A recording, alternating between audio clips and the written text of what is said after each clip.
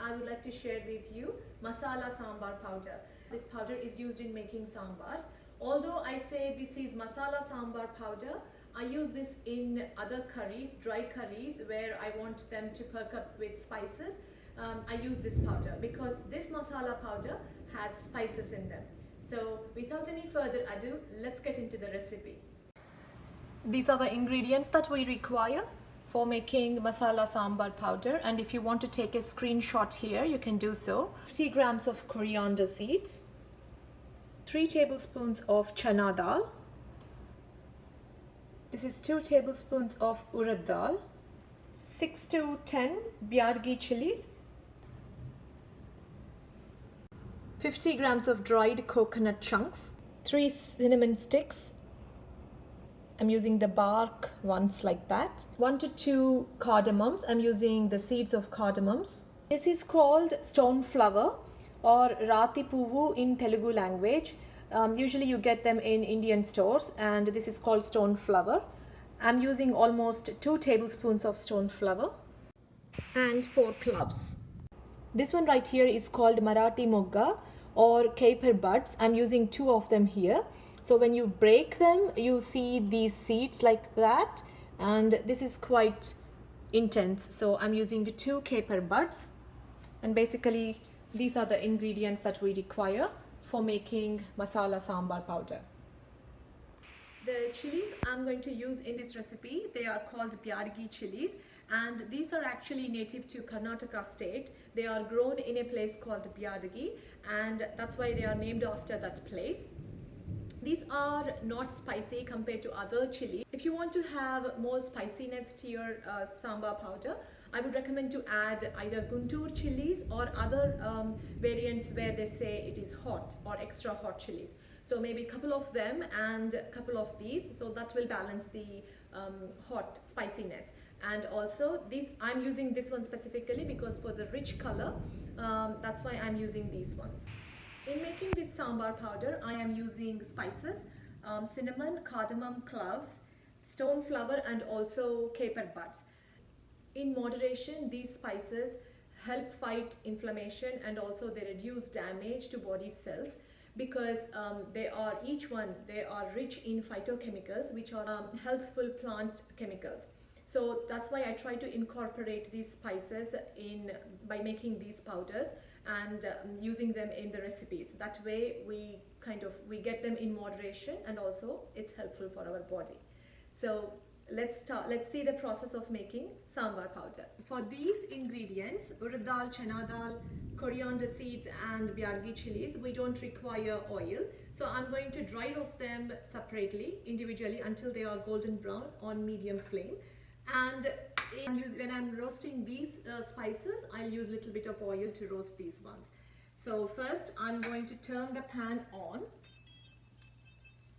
to medium heat, and I will dry roast all these ingredients individually. Pan is hot now. I'm adding 50 grams of coriander seeds and dry roast them on medium flame. I can feel the aroma of it now. It's been 2-3 minutes of dry roasting, and before they turn to brown color, like dark brown color, we need to take them off. So I'm going to transfer these coriander seeds into a plate, and I will let it cool down. Now I'm adding 3 tablespoons of chana dal and dry roast them. So at this stage, I'm transferring them into a plate. 2 tablespoons of urad dal.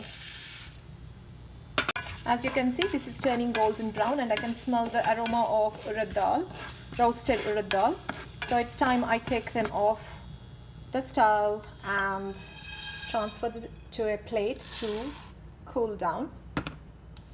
Now I'm going to add these byadgi chilies and dry. This is done. I'm using dry coconut here because I like the taste of dry coconut in the sambar. So if you want to skip this, this is optional. I turn the stove off because it's burning quickly, and this heat is enough. So make sure the moisture is gone in the coconut chunks. If there is any moisture content in the coconut chunks, then the powder will start to develop fungus. So it's important we make sure the moisture is gone. On the same pan with heat on, I'm using 2 to 3 teaspoons of oil. You can use any oil. I'm using canola oil here. And once the oil is hot, I'm adding cinnamon chunks, these caper buds or Marathi mogga, some few cloves, 4 cloves, cardamom seeds. Before I turn the stove off, I will add these stone flower. This is called puvu, rati puvu, and turn the stove off.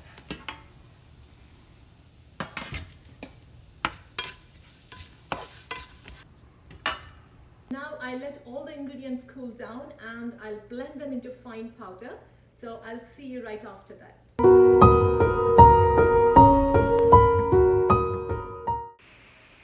So this powder is ready. I'm going to transfer this powder into this airtight container.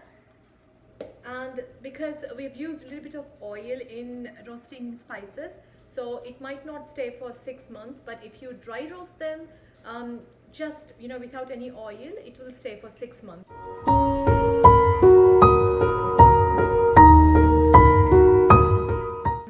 I always enjoy to touch the spice powders with clean hands to see the grains are blended properly, and also I like the feel of it.